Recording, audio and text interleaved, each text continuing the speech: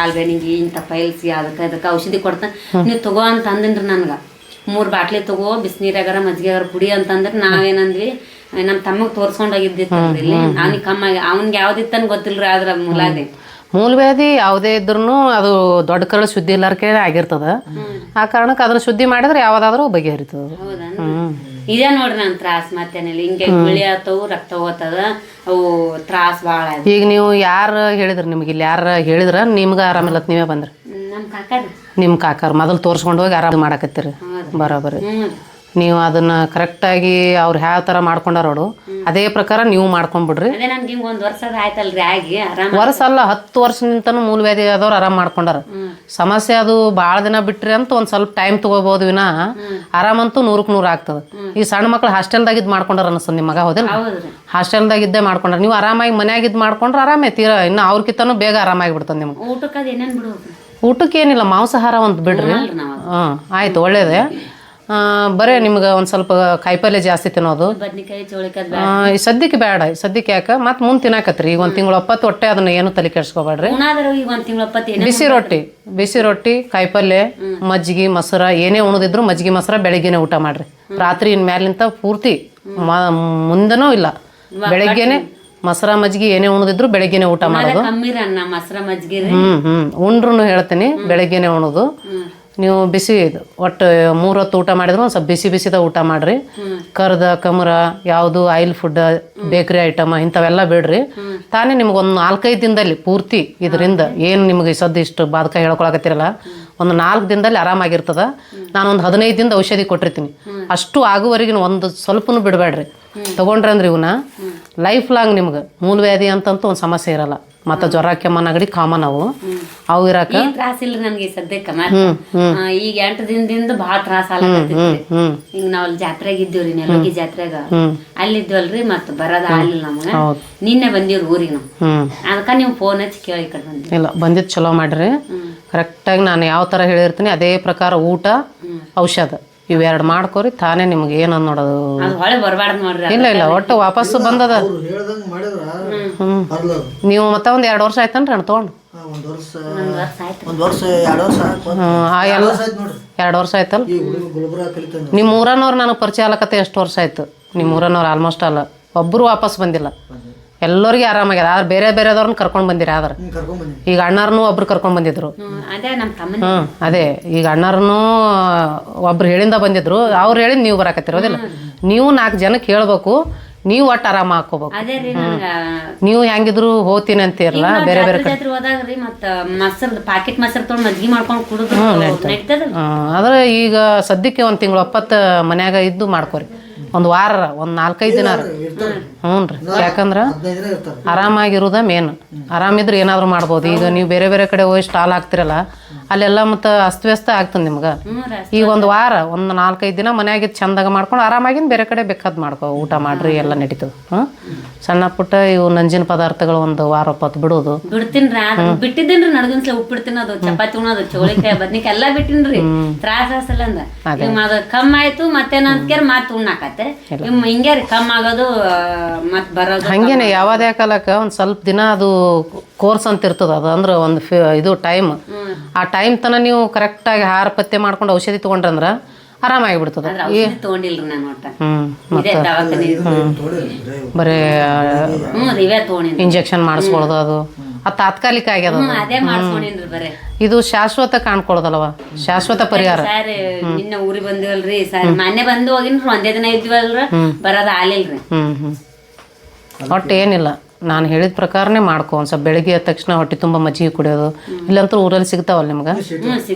ಸಿಗ್ತಾವು. ಅದನ್ನೊಂದು ಸ್ವಲ್ಪ ನಾ ಕೊಟ್ಟಿರ್ತೀನಿ, ಒಂದು ಲವಣ ಕೊಟ್ಟಿರ್ತೀನಿ, ಅದನ್ನ ಹಾಕೊಂಡು ಕುಡಿಯೋದು. ಅದು ಒಂದು 4 ದಿನದಾಗ ಏನೇನೋ ತೊಂದರೆ ಇರಲ್ಲ ನಿನಗೆ. 4 ದಿನ ನಂತರ ತಾನೇ ಸಳ್ಕೋತದ ಒಳಗಡೆ. ಒಳ್ಳೆ ಬರಲ್ಲ ನಿಮ್ಗೆ. ಭಾಳ ದಿನ ಭಾಳ ಬಾಧಕ ಆಗ್ಯದ ಅದು. ಅದರಿಂದ ನನಗೆ ಇದು ಕೋರ್ಸ್ ಪೂರ್ತಿ ಮುಗಿಸಲ್ಲಣ್ಣ. ಒಂದು ತಿಂಗಳಿಗೆ ಆಗೋಷ್ಟು ಒಂದು ಮೆಡಿಸಿನ್ ಕೊಡ್ತೀನಿ ಲಾಸ್ಟ್. ಅದನ್ನು ಯಾಕಂದ್ರೆ ಅದು ಸ್ವಲ್ಪ ದಿನ ಕರಳಿಗೆ ದೊಡ್ಡ ಕರಳು ಉಬ್ಬಿರ್ತದೆ. ಅದು ಉಬ್ಬಿದ ಕಾರಣಕ್ಕೇ ಈ ಥರ ಮತ್ತೆ ಹೊಳ್ಳಿ ಬರೋ ಚಾನ್ಸಸ್ ಇತ್ತಂದ್ರೆ ನಾನು ಅದನ್ನು ಹಂಗೇನಾರ ಫೋನ್ ಮಾಡಿ ಕೇಳಿ ಕಳಿಸ್ಕೊಡ್ತೀನಿ ನಾನು ನಿಮ್ಗೆ. ನಾವು ಮುದ್ನೂರ್ ಲೈಸ್ ಬಂದಿವ್ರಿ. ಹುಣಸ್ಗಿ ಕೆಂಬಾವಿ ಹತ್ರ ಮುದ್ನೂರ್.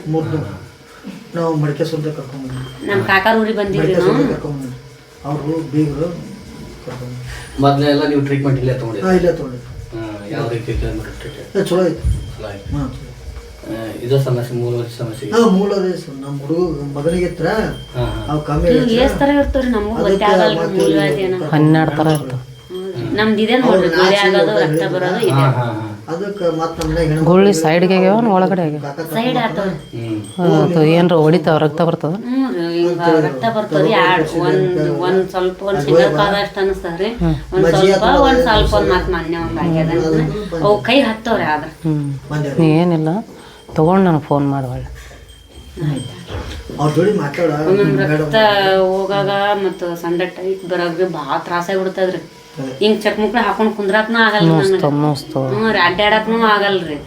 ಏನಿಲ್ಲ, ಇದನ್ನ ಪೂರ್ತಿ ಕಂಪ್ಲೀಟ್ ಮಾಡ್ಕೊಂಡು ನನಗೆ ಹೊಳ್ಳಿ ಫೋನ್ ಮಾಡಿ ಹೇಳ್ತೀನಿ ರೀ ಹಂಗಂತೇಳಿ.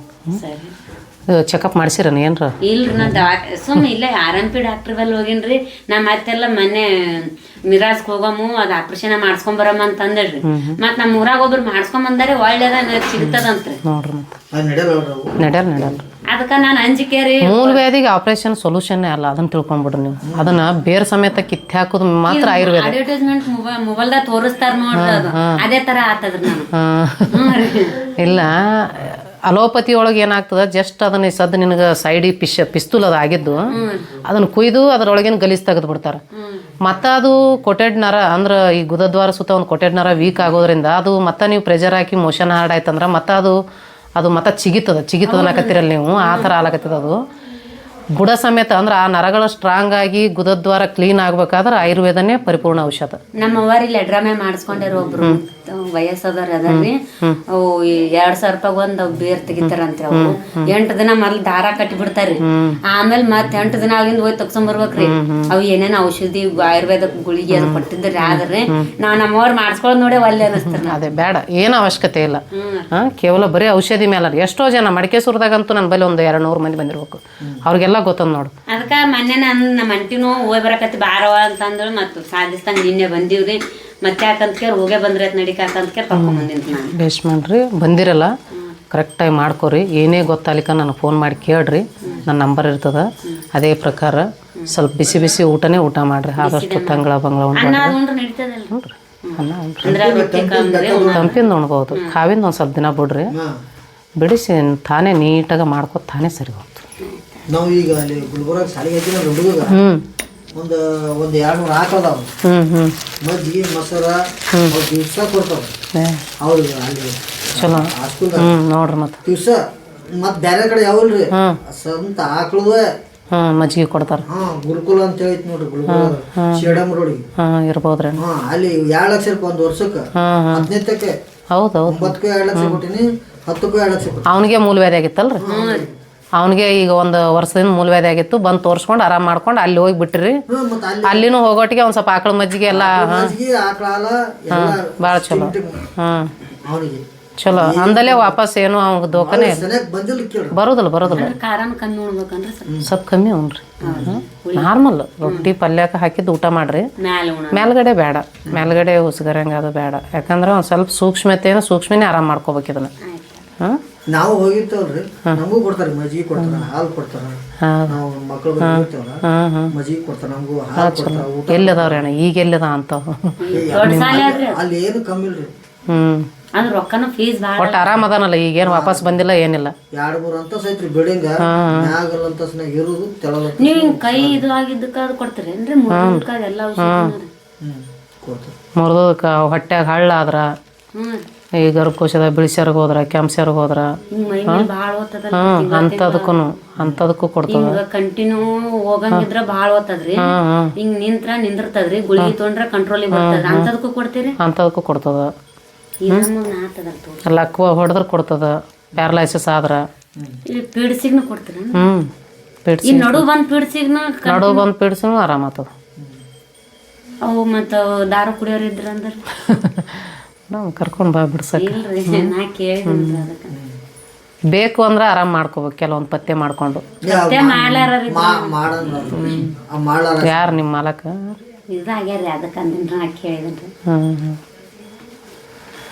ಏನೂ ಮಾಡೋಕ್ಕಾಗಲ್ಲ ಅಂಥವ್ರಿಗೆ. ಒಂದು ಸ್ವಲ್ಪ ಪಥ್ಯನೇ ಮೇನ್ ಇರ್ತದ್ರಿ ಅಣ್ಣ. ಆಯುರ್ವೇದ ಔಷಧಿ ತೊಗೊಳಾಗ ನೀವು ತೊಗೊಳೋರಿಗೂ ಅಷ್ಟೇ ಹಂಬಲ್ ಇರ್ಬೇಕು ಅವ್ರ ಮೇಲೆ. ನಾನು ಜೋರು ಮಾಡಿ ಔಷಧಿ ಕೊಟ್ರೆ ಯಾವತ್ತೂ ಕೆಲಸ ಮಾಡಲ್ಲ. ನಿಮಗೂ ತೊಗೋಬೇಕು, ಇದರಿಂದ ನನಗೆ ಆರಾಮಾಗ್ತದಂತ ಆತ್ಮದಾಗ ಇಟ್ಕೊಂಡು ಹೋದ್ರೆ ಆರಾಮಾಗೋದು. ಅದು ಎಲ್ಲಿ ಬಿಡು ಕೊಟ್ಟಾರ ಒಂದು 2 ದಿನ ತೊಗೊಂಡ್ರಾಯ್ತು, ಆರಾಮಾದ್ಗಳ ಆ ಕಡೆ ಒಗದ್ರಾಯ್ತು ಅಂತಂದ್ರೆ ವಾಪಸ್ ಬರೋ ಚಾನ್ಸಸ್ ತುಂಬ. ಯಾವುದೇ ಕಾಲಕ್ಕೆ ಒಂದಿಷ್ಟು ದಿನ ಕಂಟಿನ್ಯೂ ಮಾಡ್ಕೊಳ್ಳೇಬೇಕು. ಅದ್ರದ್ದು ಏನದ ಸುಂಕು ಹೋಗುವವರೆಗೇನು ಮದ್ದು ಕುಡಿದ್ಗಳೇ ಎದ್ದು ನಿಂದ್ರದಾಗಲ್ಲ. ಅದನ್ನು ಪಾಲಿಸ್ಬೇಕು.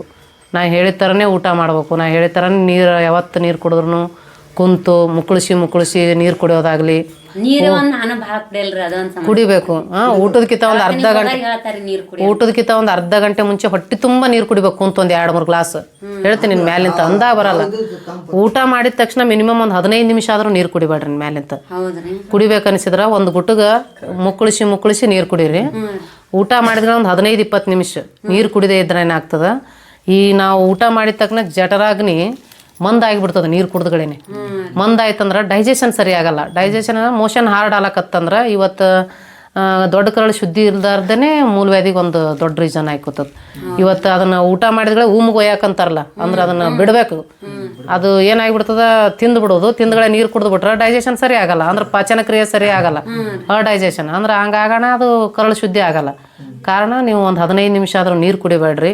ಮೊದಲೇ ಒಂದು ಅರ್ಧ ಗಂಟೆ ಮುಂಚೆ ಕುಂತು ಮುಕ್ಕಳಿಸಿ ನೀರು ಕುಡೀರಿ. ಯಾವಾಗ ನೀರು ಕುಡಿದ್ರು ಕುಂತೇ ನೀರು ಕುಡೀರಿ. ನಾರ್ಮಲ್ ಅಂದ್ರೆ ಅತಿ ತಣ್ಣಗೂ ಕುಡಿಬೇಡ್ರಿ, ಅತಿ ಬಿಸಿನೂ ನಾರ್ಮಲ್ ವಾಟರ್ ಕುಡಿಯೋದು. ಈ ಫ್ರಿಜ್ಜಲ್ಲಿ ತೊಗೊಂಡು ನೀರು ಕುಡಿಯೋದು ಹೊಟ್ಟೆ ಕುಡಿಯೋಕೆ ಹೋಗ್ಬೇಡ್ರಿ. ದೇಹ ಆಯಾ ವಾತಾವರಣಕ್ಕೆ ತಾನೇ ಬ್ಯಾಲೆನ್ಸ್ ಮಾಡ್ಕೊಳ್ಳೋಂಥ ಶಕ್ತಿ ದೇಹಕ್ಕೆ ಅದ. ನಾವೇನು ಮಾಡ್ತೀವಿ, ಥಂಡಿದಿಂದಾಗ ಹೋಗಿ ಬಿಸಿ ಮಾಡ್ಕೊಂಡು ಕುಡಿತೀವಿ. ಅವಶ್ಯಕತೆ ಇಲ್ಲ, ಏನಿರ್ತದೆ ಅಷ್ಟೇ ಕುಡಿದು. ಅದನ್ನು ನೀರು ಯಾಕೆ ನಾವು ಮುಕ್ಕಳಿಸಿ ಕುಡಿ ಅಂತೀನಿ ಅಂದ್ರೆ, ಈ ಲಾಲಾರಸದ ಜೋಡಿ ನೀರು ಕಳಿಸಿದ್ರೆ ಏನಾಗ್ತದೆ, ಮಾಂಸಖಂಡಗಳು ಹೀರ್ತಾವೆ. ಈ ನೀರು ಏನಾಗ್ತದೆ, ಗಟ್ಟು ನೀರು ಕುಡಿಯೋದ್ರಿಂದ ಏನಾಗ್ತದೆ, ರಿಸಸ್ ಪಾಸ್ ಆಗಿ ಅದು ಹೀರ್ಕೊಳ್ಳಲ್ಲ. ಇವತ್ತು ಹೆಂಗೆ ಮಳೆ ಪಳಿ ಸಣ್ಣಗ ಮಳೆ ಬಂದ್ರೆ ಭೂಮಿ ಹಸಿ ಆಗ್ತದೆ. ಈಗ ಜೋರ್ ಮಳೆ ಬಂದ್ರೆ ಹೋಗ್ಬಿಡ್ತದೆ ನೀರು ಹರಿದು.